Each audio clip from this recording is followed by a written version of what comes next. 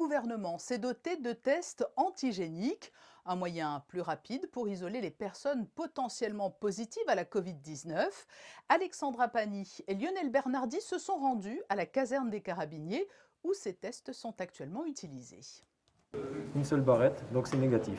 Les tests antigéniques se déploient en France et en Italie depuis quelques semaines. Ils arrivent à présent en principauté. Le gouvernement en a commandé 10 000 à ce jour. Ces tests s'effectuent comme les tests PCR par un prélèvement nasopharyngé, mais ont l'avantage d'avoir un résultat plus rapide, maximum 30 minutes pour l'antigénique contre minimum 24 heures pour le PCR, et pourront être réalisés par différents professionnels de santé ayant reçu une formation. Il a fallu former un certain nombre de personnes à Monaco, donc les carabiniers ont été formés, certains pompiers, il y a des secouristes de la Croix-Rouge. On va aussi proposer des cycles de formation à d'autres professionnels de santé, comme par exemple les pharmaciens, qui pourront bientôt pratiquer ces tests dans leur officine.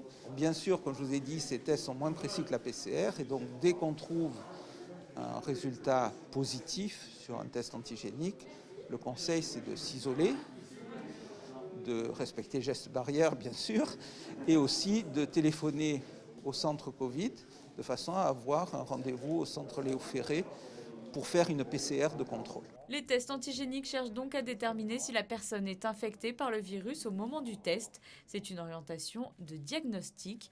Il permet de désengorger les centres médicaux, mais aussi de surveiller des groupes de personnes comme les sapeurs-pompiers ou ici la compagnie des Carabiniers du Prince. C'est une volonté déjà des deux compagnies, avec les deux chefs de corps, c'est de s'assurer que nos militaires ne soient pas porteurs du virus pour justement éviter la transmission à l'intérieur des casernes. Ça, c'est le premier point.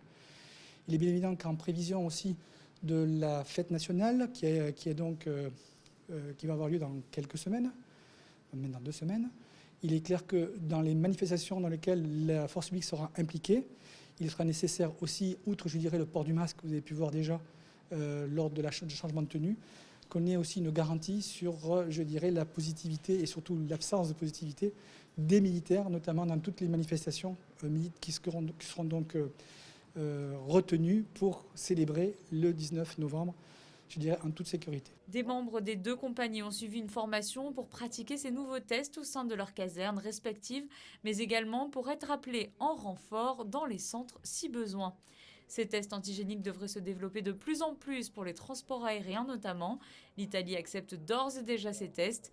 Ici, à Monaco, le grand public pourra bénéficier de ces nouveaux tests rapides d'ici peu.